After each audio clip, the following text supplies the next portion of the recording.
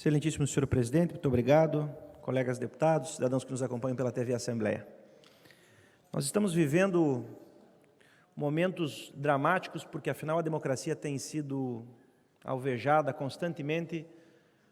por pessoas que não compreendem a necessidade da preservação das instituições para o bom funcionamento desse regime. E cada vez mais nós temos constatado,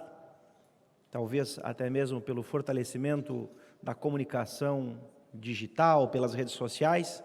que as instituições tradicionais que possibilitaram a solidificação da democracia ao longo dos anos estão sendo mais e mais abaladas, atacadas. Não é à toa que os agentes políticos hoje, mais do que no passado,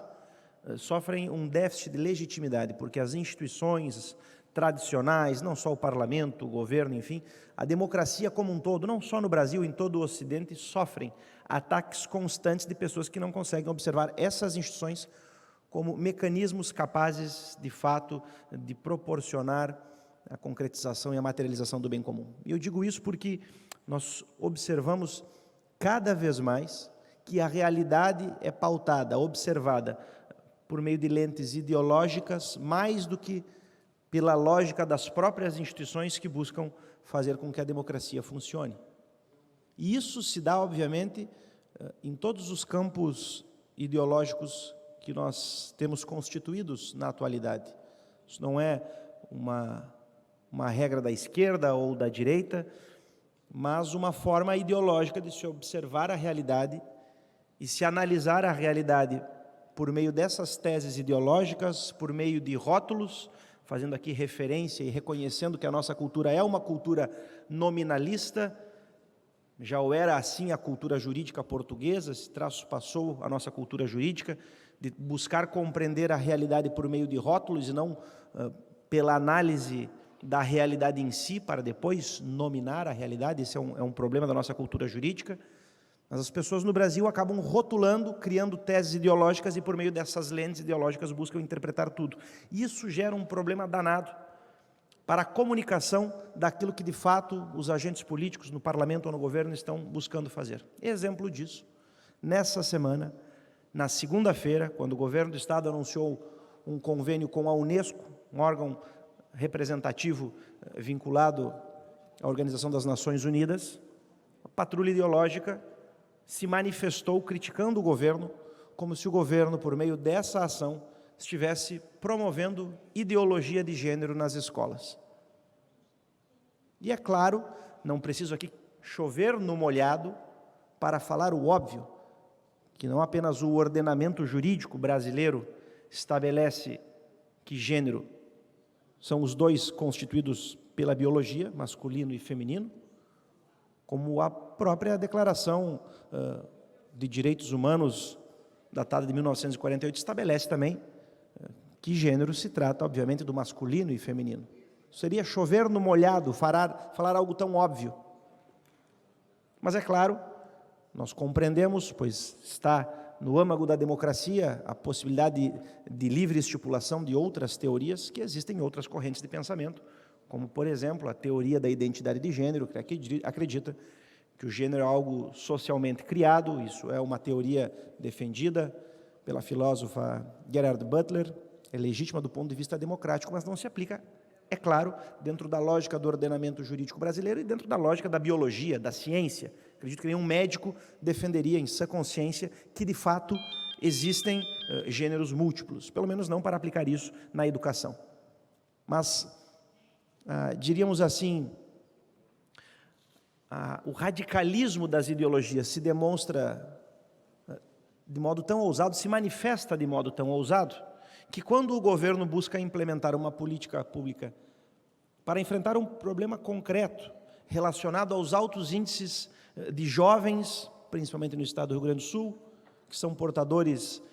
de doenças sexualmente transmissíveis, do HIV, cito aqui o caso de Porto Alegre, cujos índices são bem maiores do que os índices brasileiros, 27 pessoas a cada 100 mil habitantes, enquanto a média brasileira é de 17 pessoas contaminadas a cada 100 mil pessoas, ou seja, quase riscos de se tornar uma epidemia. E aí o governo, que não pode se furtar dessas discussões, pois tem a responsabilidade, meu caro deputado Klasman, de buscar orientar, educar, principalmente porque o público jovem é o mais suscetível a exatamente esse tipo de doença, o governo busca fazer uma campanha e é taxado pelas redes sociais, por jornalistas que não tiveram nem o cuidado de ler o documento, em primeiro lugar, e nem a responsabilidade de buscar o diálogo. E aí eu retorno àquilo que falava anteriormente, as ideologias cegam tanto que as pessoas já saem atirando para todos os lados, colocando rótulos nos outros, sem buscar compreender a realidade que está por detrás daquilo que as ideologias buscam comunicar. E eu solicito mais um tempo de liderança, meu caro presidente, para que eu possa concluir a minha fala. E é claro que aquilo que as ideologias buscam comunicar não é exatamente aquilo que se materializa na realidade, pois a lógica das ideologias, e isso nós conseguimos comprovar pelos regimes totalitários, cujo fundamento sempre se deu por um viés ideológico, não por um viés filosófico realista, vide o nazismo, vide o comunismo na União Soviética, em outros países que adotam tal tipo de concepção de regime político.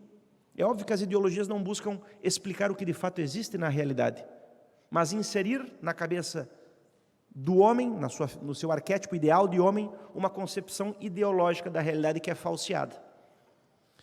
E hoje nós observamos a ousadia dessas ideologias de um modo muito mais radical do que nos últimos anos. Talvez, pelo que nós conseguimos constatar das redes sociais, pela velocidade em que se consegue se comunicar nas redes sociais, o que facilita, é claro, não apenas o discurso ideológico, que não é um discurso realista, mas também o discurso populista, pois para os populistas fazer uso desses discursos ideológicos que tocam mais sentimentos do que a razão é uma forma muito fácil de arregimentar as massas para um determinado propósito. E eu fico curioso ao observar que o PSDB acaba sendo alvo de diversas concepções ideológicas. Meu caro deputado Tiago, nós que conversávamos sobre essa temática dias atrás, pois há alguns anos, quando o PSDB buscava fazer alguma ação,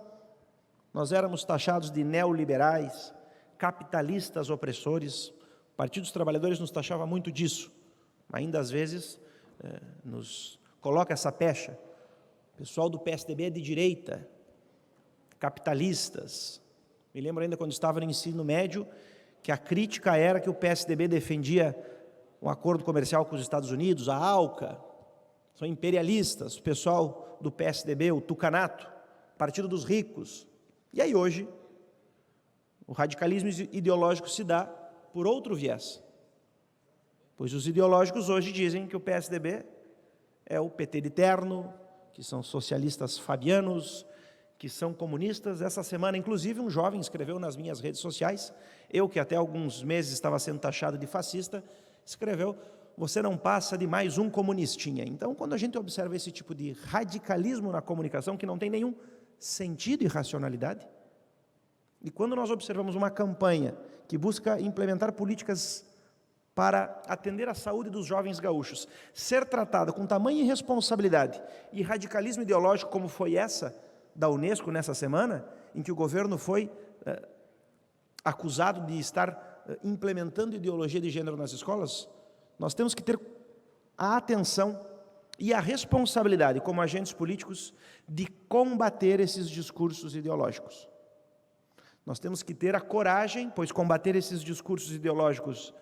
não vão nos conceder, meu caro deputado Klasman, compartilhamentos, likes na internet, não vão, pelo contrário. Hoje, se opor a um discurso ideológico, seja ele de esquerda ou de direita, vai fazer com que o parlamentar que assim agir incorra em crime lesa pátria, terá suas redes sociais minadas por críticas e comentários, mas nós precisamos ter a coragem de comunicar com uma visão filosófica realista as políticas públicas, aquilo que os governos estão fazendo, pois senão, se nós assim não agirmos, nós cada vez mais cairemos na vala comum do totalitarismo, que no século passado demonstrou os dramas pelo inverno totalitário que passou a Europa no século XX, os dramas advindos da ideologização da política, da ideologização da religião. E cito mais um exemplo aqui para que possam compreender aquilo que estou dizendo. O ex-presidente Lula, por exemplo, não sei se hoje ou ontem, visitou o Papa Francisco.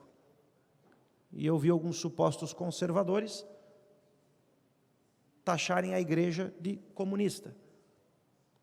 Isso é uma outra forma ideológica de compreender o fenômeno religioso. Pois, primeiro, aquele que se considera de fato católico não pode criticar a própria instituição da qual faz parte. Ou, se criticar, terá que assumir com coerência uma posição de protestante com relação a essa igreja. Então, a incoerência está tão disseminada na nossa sociedade, o diálogo está quase que impossível, tão radicais estão as posições, que tentar comunicar algo com bom senso e prudência é sinônimo de covardia, de traição, de frouxidão. E por isso que eu digo, para que tenhamos coragem na defesa dessas pautas e no combate desses radicalismos ideológicos, que vêm dos dois lados do espectro ideológico. PSDB como partido de centro, assim como outros partidos que são de centro, de um centro democrático, não centro como algo em cima do muro, sem posição ou fisiológico, centro democrático, no sentido da ponderação. Obviamente que se opõe a essas duas visões ideológicas extremas, a esquerda e a direita. E por isso que nós prezamos tanto pelas instituições, pela preservação das instituições, pois sem elas nós ficaremos reféns do populismo e do radicalismo ideológico, cujo resultado final, o ápice, é o totalitarismo. E não queremos ver no Brasil um país marcado pela diversidade, pela pluralidade,